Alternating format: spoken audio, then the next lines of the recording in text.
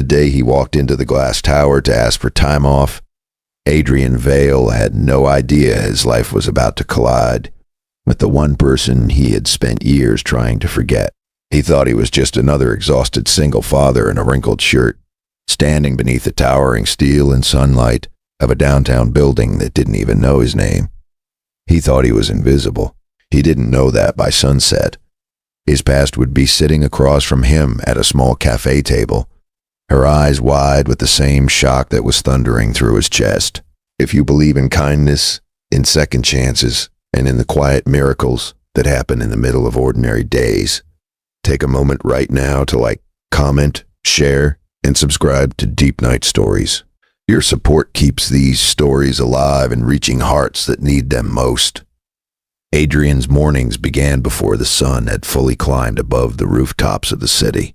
The apartment he rented on the third floor of a faded brick building was small but warm, filled with the scent of toasted bread and strawberry jam. His 5-year-old daughter, Maris, would sit at the kitchen counter in her oversized school sweater, her dark curls bouncing as she swung her legs and hummed songs she made up on the spot. Those mornings were the only part of the day that felt untouched by stress. He had not planned to become a single father at 29. Life had turned sharply the year Mary's was born, when her mother decided that motherhood wasn't the life she wanted. Adrian had signed the hospital papers alone, cradling a newborn who fit into the crook of his arm like destiny. Since then, every decision he made had one silent question behind it. Will this protect her? But protection came at a cost.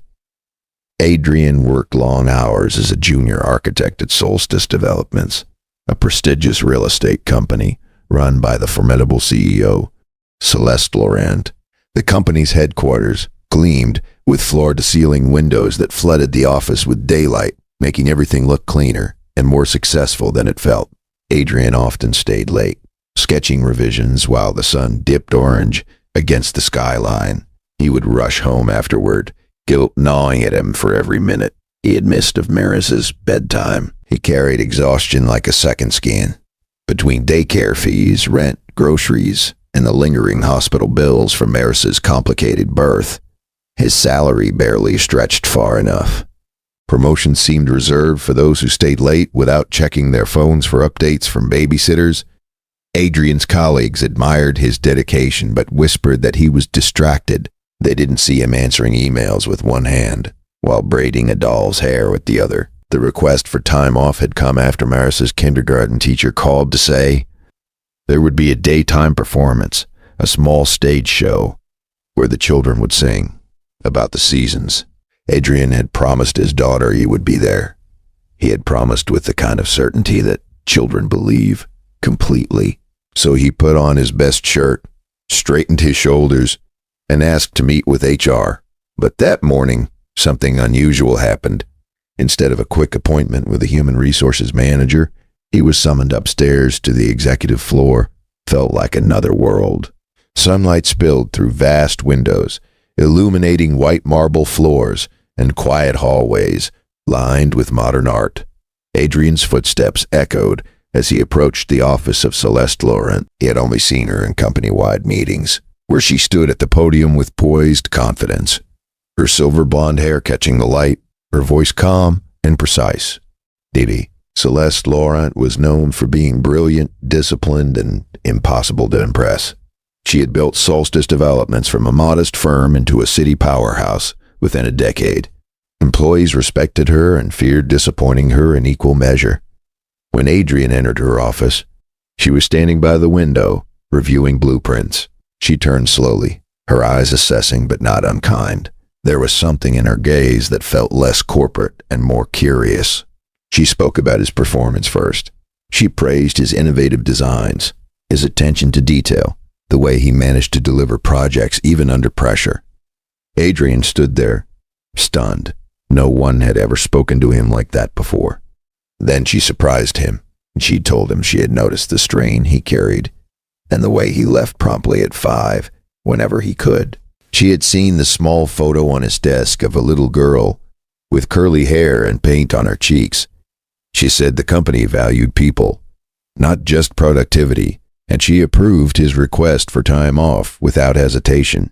Relief washed over him so suddenly he nearly lost his composure.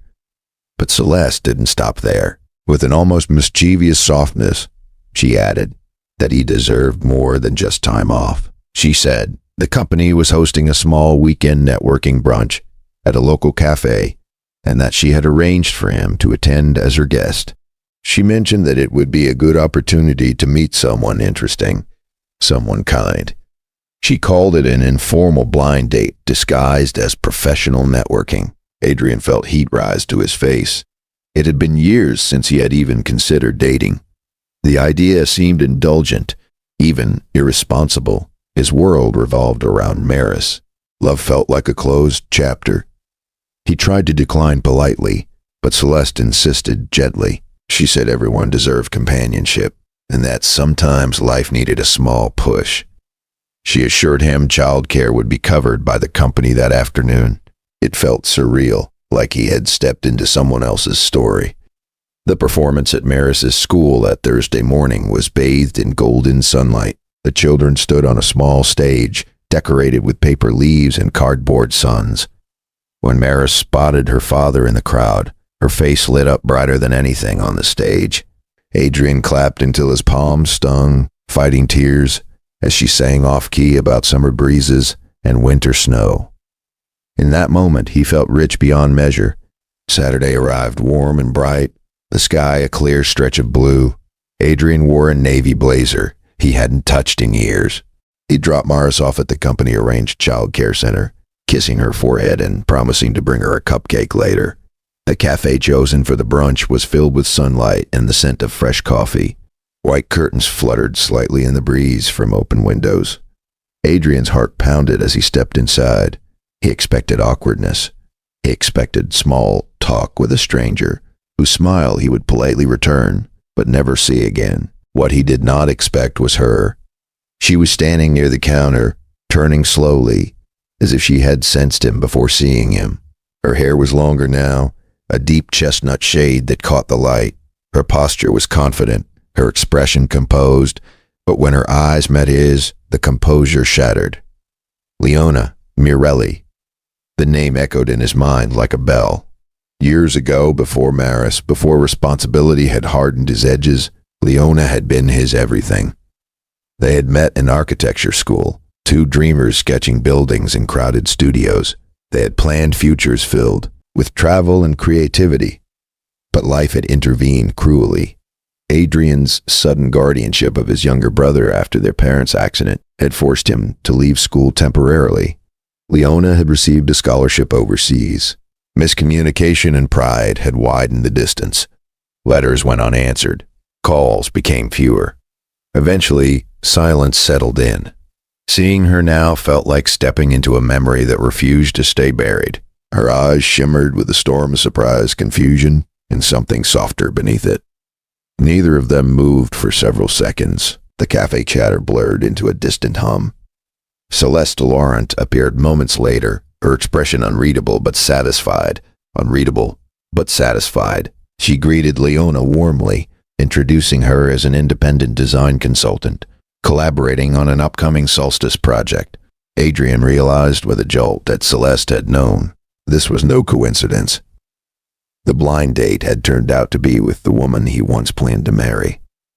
The brunch unfolded like a fragile dance. They sat across from each other at a small table near the window. Sunlight painted soft patterns across the wood between them. At first, their conversation was cautious, skimming the surface of careers and mutual acquaintances. But beneath every word was the weight of what had been lost. She had built a successful design career, abroad before returning to the city. She spoke of cities with wide canals and old stone bridges, but her voice carried an undertone of loneliness. Adrian spoke of Maris. When he mentioned his daughter, his entire face changed. Leona noticed. Her expression softened in a way that made his chest ache. He confessed that he had tried to reach her years ago, but believed she had moved on. She admitted she had waited for him to follow her overseas, not realizing the responsibilities that had anchored him in place. They both saw now how youth and pride had sabotaged what love had built. The daylight streaming through the cafe windows seemed symbolic, as if the universe had chosen the brightest hour to illuminate their truths. Outside, the city bustled with ordinary life. Inside, two people stood at the crossroads of what was and what could be. Sid's fear was not rejection. It was risking Maris's stability. He had built a predictable world for his daughter. Introducing someone from his past felt dangerous, but as he watched Leona listen to him with genuine attention, as she asked about Maris's favorite colors and bedtime stories, he felt something long dormant begin to breathe again. Celeste observed from a distance, her expression thoughtful. She had recognized the connection immediately when reviewing project files and discovering Leona's name. She had remembered Adrian's old university portfolio submission tucked into his employee file, a collaborative project with the same name signed at the bottom. She had decided, quietly and deliberately, to arrange the meeting. Sometimes leadership meant more than profit margins. The afternoon stretched gently. By the time they stepped outside, the sun was still high, casting sharp shadows along the sidewalk. Adrian felt lighter, though uncertainty lingered. They agreed to see each other again, not as a setup, not as a corporate obligation, but as two people willing to explore what remained.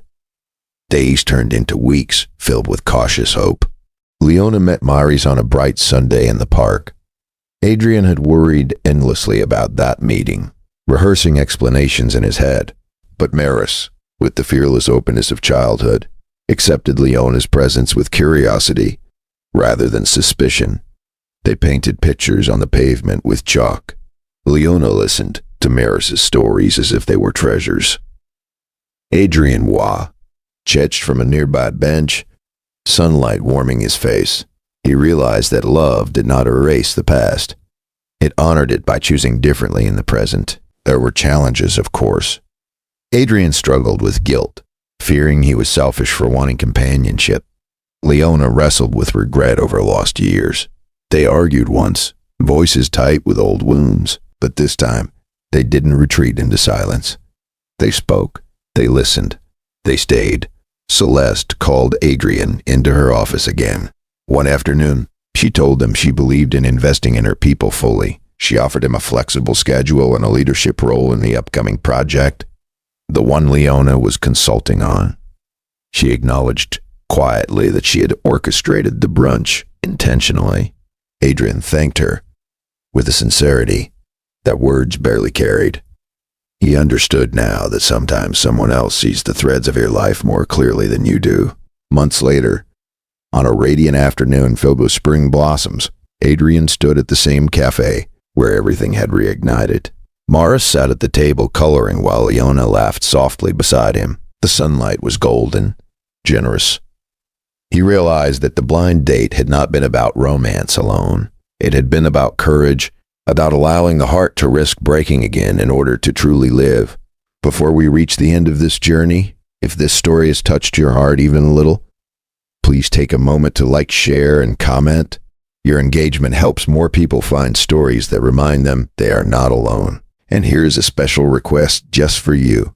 Comment below where you are watching from and whether you believe love deserves a second chance. Adrian once believed his life was defined by sacrifice and survival, but as he looked at Maris laughing under the afternoon sun and Leona's hand resting gently in his, he understood something deeper. As strength was not just endurance, it was openness.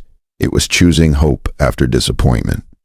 The day the CEO arranged a blind date, she did more than reunite two former lovers. She reminded a single father that his story was not finished, that even in the brightness of ordinary days, miracles could unfold quietly. And as the sunlight poured across the cafe windows, Adrian felt something he had not allowed himself to feel in years. He felt home.